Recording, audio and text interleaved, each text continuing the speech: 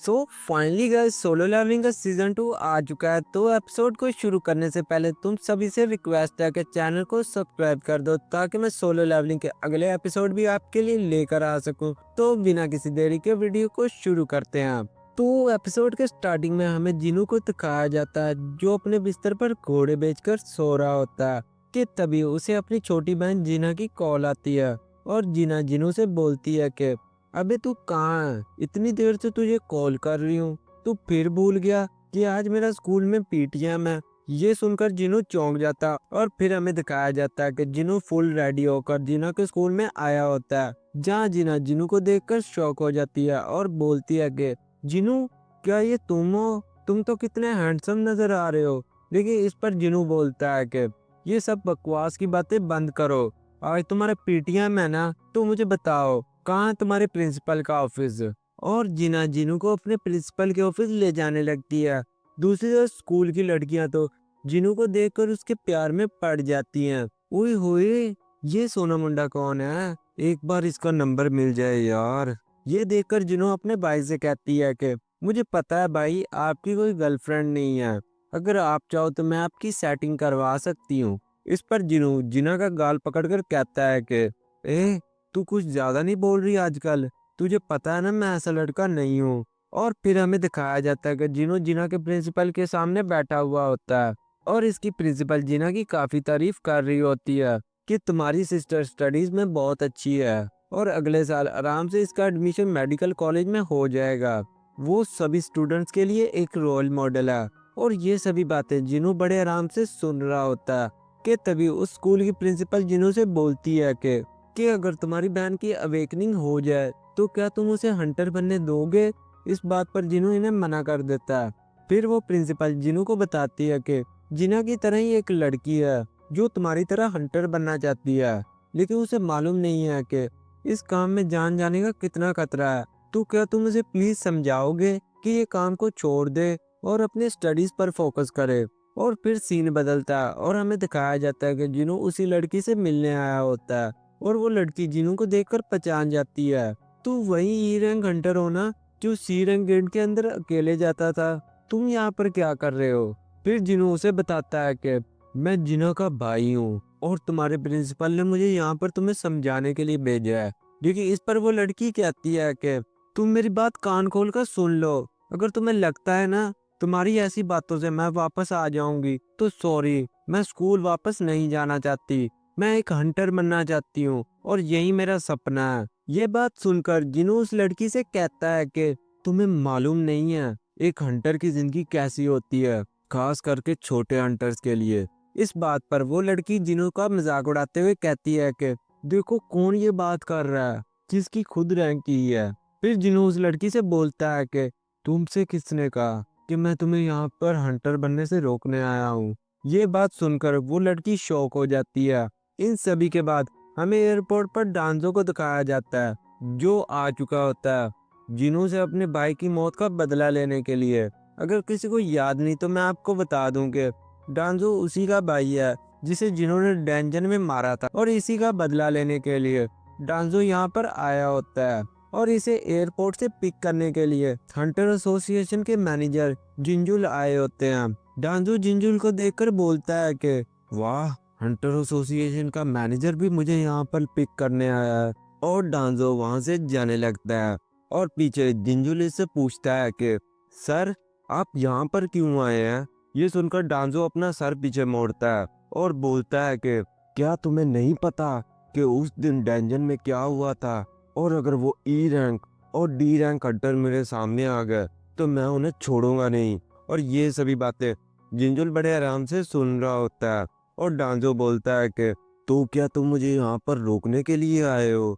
इस बेकार एबिलिटी के साथ मुझे कोई भी नहीं रोक सकता। और इसके बाद हमें हंटर एसोसिएशन का ऑफिस दिखाया जाता है जहाँ गो और जोय बैठे हुए होते हैं। जोय गो को बताता है कि सी लैंड पर आंट की पॉपुलेशन बहुत ज्यादा हो रही है। अगर किसी को जोय की बात नहीं समझ आई तो मैं आपको बता दूं कि जोय किन आंट्स की बात कर रहा है जो हमें सीजन 1 में दिखाई गई थी, जहाँ कुछ हंटर्स आंट से फाइट कर रहे थे। पहले इन आंट्स की तादाद इतनी ज्यादा नहीं थी, लेकिन अब इनकी तादाद धीरे धीरे बढ़ती जा रही है जो इंसानों के लिए खतरनाक साबित हो सकती है। और जोए इसी के बारे में गो को बता रहा होता है, लेकिन गो जोए से बोलता है कि मुझे तुम पर यकीन है, तुम इन्हें संभाल लोगे। इसके बाद हमें एक गेट को दिखाया जाता है, जहाँ उस गेट के बाहर कुछ हंटर्स खड़े होते हैं। और दूसरी तरफ वहाँ जिनो भी उस लड़की के साथ आ जाता है, और जिनो भी उस गेट के अंदर जाने वाला होता है। और हमें यहाँ पर दो बंदों को दिखाया जाता है, जो पहले जिनो के पार्टनर होते हैं, और जिनो को देखकर बोलते हैं कि सर जी काफ़ी दिनों बाद मिले। और वो जिनो के साथ एक लड़की को भी नोटिस करते हैं। ए, तुम यहाँ पर क्या कर रही हो? हमने तुम्हें पहले भी कहीं देखा है। लेकिन जिनो इन्हें बताता है कि ये लड़की मेरे साथ है। फिर वो दोनों जिनो को बताते हैं कि यहाँ पर एक सी रैंक का गेट ओपन हुआ है, जिसमें कुछ हंटर्स जाने वाले हैं। कि तभी उन हंटर्स का लीडर उन पर चिल्लाते हुए कहता है कि तुम सब वहाँ पर क्या कर रहे हो? क्या हम यहाँ पर बातें करने आए हैं? जिसे देखकर वो जिनो को इसके बारे में बताने लगते हैं कि ये एक ए रैंक हंटर है और यही इन सभी का लीडर है। फिर वो ए रैंक हंटर अपना फेस साइड करता है और बोलता है कि मुझे ई रैंक हंटर से सख्त नफरत है, लेकिन यहाँ पर तो दो दो ई रैंक हंटर्स हैं। कितनी बदकिस्मती है मेरी। फिर हमें बताया जाता है कि इस गेट में कुल 10 हंटर्स जाने वाले हैं, जिनमें सभी हंटर्स की रैंक अलग अलग है। फिर एक बंदा जिनू के पास आता है और बोलता है कि यार ये सब नए हैं, तो प्लीज़ इनकी थोड़ी सी मदद कर देना। ठीक है, मैं सब कुछ संभाल लूंगा। और इसके बाद वो सभी एक एक करके गेट के अंदर जाने लगते हैं। लेकिन जब जिनो इस गेट के अंदर जाता है तो वो गेट रेड गेट में बदल जाता है, जो देखकर जिनो उस गेट से बाहर आने की कोशिश करता है। लेकिन उसका सिर्फ आधा शरीर ही बाहर आता है और वो बाहर खड़े लोगों से बोलता है कि जल्दी हंटर एसोसिएशन के ऑफिसर को इस गेट के बारे में बताओ। और इतना बोलते जिनो उस गेट में चले जाता है। और जब वो अपनी आंखें खोलता है तो वो देखता है कि इसके सामने सिर्फ बर्फ ही बर्फ है। ये सब कुछ देखकर वो हंटर भी शॉक हो जाता है। और फिर इनका लीडर बोलता है कि ये एक रेड गेट है। ये सुनकर वो लड़की जिसका नाम हिना होता है, वो जिनू से पूछती है कि आखिर ये रेड गेट क्या होता है। फिर जिनू हिना को बताता है कि रेड गेट एक ऐसा डंजन है जिसके अंदर जाते ही तुम बाहर की दुनिया के सभी कांटेक्ट को खो देते हो। और वो ये भी बताता है कि इस गेट से निकलने के सिर्फ दो ही तरीके हैं। पहला ये है कि ये गेट टूट जाए, या फिर हमें इसके बॉस को हराना होगा। फिर जिन्होंने इन्हें बाहर निकलने का एक और भी तरीका बताता है कि वो ये है कि हम सब यहाँ पर मारे जाएं। जिनू का इतना बोलते ही कहीं से इन पर तीरों से अटैक हो जाता है, जिससे इनमें से एक हंटर मारा जाता है। और ये अटैक हिना पर भी होता है, लेकिन जिनू हिना को बचा लेता है और अपने एक ही हाथ से उस तीर को रोक लेता है। इस मोमेंट को एक लड़की भी देख लेती है और वो सोचने लगती है कि इस लड़के में जरूर कुछ ना कुछ बात है, वरना इतना तेज तीर भला एक इंसान कैसे रोक सकता है। और तभी वो लोग देखते हैं कि इन पर जो लोग अटैक कर रहे हैं वो और कोई नहीं बल्कि आइस एल्फ्स होते हैं, जिन्हें देखकर जिनू सब कुछ समझ जाता है। लेकिन बाकी सभी इनसे डर रहे होते हैं। इसके बाद जिनू ये समझ जाता है कि इन आइस एल्फ ने उन हंटर्स पर अटैक किया जो काफी कमजोर थे, जिसमें से एक बू था जो मारा गया और एक हिना जिसको जिन्होंने बचा लिया। और हिना इन्हें देखकर जिनो से पूछती है कि आखिर ये कौन लोग हैं, जिस पर जिनो इसे बताता है कि ये सभी आइस एल्फ्स हैं और इनके मारने का तरीका काफी ज्यादा खतरनाक है, और इसलिए इन्हें आइस इवल गोस्ट भी कहा जाता है, और यहाँ तक कि इन्हें आइस लेयर्स भी कहा जाता है। ये सब कुछ देखने के बाद उनका लीडर ये बोलता है कि ये जगह अब खतरे से खाली नहीं है और यहाँ पर कोई ऐसी चीज नहीं है जो हमारी मदद कर सके। और ये हंटर इन्हें बताता है कि हमें अब दो पार्ट्स में बैठ जाना चाहिए। ये सुनकर जिन्हों शॉक हो जाता है, आखिर ये हंटर क्या बकवास कर रहा है। और ये इन्हें कहता है कि अगर हम यहाँ पर ज्यादा देर तक खड़े रहे तो शायद हम ठंड की वजह से मारे जाएं, या फिर हम आइस एल्फ्स के हाथों मारे जाएं। और इसकी ये सभी बातें सुनकर कितने भी स्ट्रॉन्ग हंटर होते हैं वो इसके साथ जाने लगते हैं। लेकिन जब एक सी रैंक से नीचे का हंटर उसके साथ जाने लगता है तो वो उसे लात मारकर बाहर निकाल देता है कि तुम हमारे साथ नहीं जाओगे, और ना ही जिनो और हिना इसके साथ जाएंगे। फिर वो लीडर इन्हें बताता है कि इस रेड डेंजन का 1 घंटा बाहर के एक दिन के बराबर है। या तो हमें इस गेट के टूटने का इंतजार करना होगा, या हमें इसके बॉस को हराना होगा, तभी हम इस गेट से बाहर निकल सकते हैं। और इसकी ये बातें सुनकर हिना काफी ज्यादा शौक हो रही होती है और तभी एक बी रैंक हंटर जिनू की टीम में आ जाती है, क्योंकि उसे जिनू की पावर के बारे में पता होता है कि ये लड़का कौन है। और फिर वो दोनों अलग अलग रास्ते जाने लगते हैं। और जैसे ही वो ए रैंक हंटर अपनी टीम के साथ अलग जा रहा होता है, वैसे ही उसे रास्ते में एक दरख्त पर कुछ निशान नजर आते हैं, जिसे देखकर वो ए रैंक हंटर समझ जाता है कि हो ना हो ये निशान आइस बियर्स के हैं। अब तो वो ई रैंक टीम बहुत जल्द मारी जाने वाली है। और फिर वो ए रैंक हंटर जिनू के बारे में सोचने लगता है कि एक ई रैंक हंटर को भला मैंने एक लीडर क्यों बना दिया। और तभी वहां पर बहुत ज्यादा तादाद में आइस बियर्स आ जाते हैं, जिन्हें देखकर वो हंटर काफी ज्यादा डर जाते हैं। लेकिन वो ए रैंक हंटर इनसे कहता है कि सभी लड़ने के लिए तैयार हो जाओ, और हाँ, अपनी जान खुद बचाना, किसी दूसरे के सहारे ना बैठना। और फिर वो A rank Hunter in ice beer में से एक को मार डालता है, जिसे देखकर बाकी आइस बियर भी इन पर अटैक कर देते हैं। और दूसरी तरह हमें जिनू की टीम को दिखाया जाता है, जहां वो बी रैंक हंटर इन्हें बताती है कि ये आइस बियर्स की जगह है, इसलिए हमें जल्दी से जल्दी यहाँ से निकलना होगा। लेकिन जिनू इन्हें इसके अंदर और जाने को कहता है, क्योंकि ये आइस बियर्स उन आइस एल्फ से बहुत ज्यादा कमजोर हैं, इसलिए हमें आगे चलते रहना होगा। जिनू की ये बात सुनकर वो बी रैंक हंटर काफी ज्यादा शॉक हो जाती है। इसके बाद जिनू अपनी इन्वेंट्री को खोलता है, जिससे वो गरम गरम स्वेटर्स को बाहर निकालता है।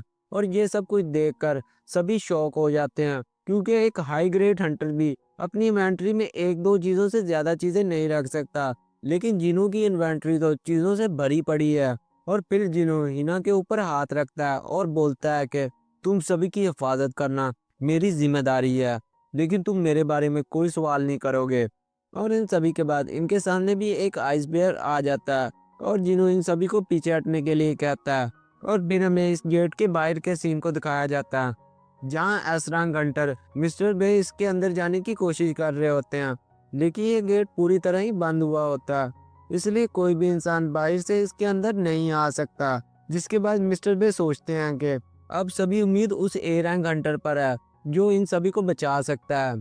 लेकिन जो बार जिनों के पार्टनर होते हैं, वो मिस्टर बे को बताते हैं कि इसके अंदर दो ई रैंक हंटर भी गए हैं, जिनमें से एक हंटर सन जिनू है। और ये सुनने के बाद वो काफी ज्यादा शॉक हो जाता है कि तभी वहां पर डांसू भी आ जाता है, और वो बोलता है कि और भाई क्या हाल चाल। और डांसो मिस्टर बे को यहाँ पर देखकर काफी ज्यादा शौक होता है।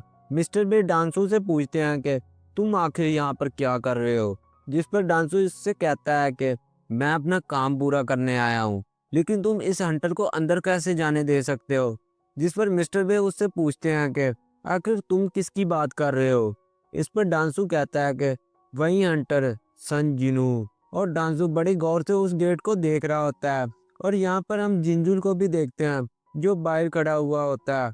और इसके बाद हमें जिनू को दिखाया जाता है, जो इस रेड गेट के अंदर उन आइस बेयर को काफी बुरी तरह मार रहा होता है। और इसे बुरी तरह आइस बेयर को मारता देखकर इसके टीम के बंदे काफी ज्यादा शॉक हो रहे होते हैं कि आखिर कैसे एक ई रैंक हंटर इन सभी आइस बेयर्स को कैसे मार सकता है। लेकिन जिनो तो सिर्फ आइस बेयर्स को मारकर सिर्फ अपना लेवल अप कर रहा होता है। और फिर हमें रात का सीन दिखाया जाता है, जहाँ सभी कमजोर हंटर कैंपिंग कर रहे होते हैं, और यहाँ पर जिनू नहीं होता, और वो सभी जिनू की ही बातें कर रहे होते हैं कि कैसे उसने अकेले सभी आइस बियर्स को मार डाला। और दूसरी तरफ हम जिनू को देखते हैं, जो अपने सारे के सारे शैडो आर्मी को बुला लेता है, और साथ में अदरीस को भी। और जिनू अदरीस से बोलता है कि ये तुम्हारी और तुम्हारे सोल्जर्स की पहली फाइट है।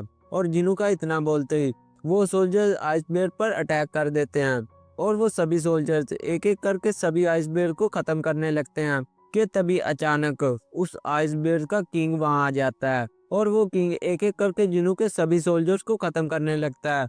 और ये सब कुछ देखने के बाद जिनू अदरीस से कहता है कि जाओ मेरे शेर, अब तुम्हारी बारी है। और ये सुनकर अदरीस उस बेर पर अटैक कर देता है। पहले तो अदरीस को इस बेर से लड़ने में काफी मुश्किल आ रही होती है, लेकिन बाद में अदरीस इसे आराम से मार डालता है। ये देखकर जिनू बोलता है कि मैं ये बात पहले से ही जानता था कि तुम्हारे अब बचने का कोई चांस नहीं है। और इसके बाद जिनू अदरीस के कंधे पर हाथ रखता है, और ये कहता है कि शाबाश अदरीस।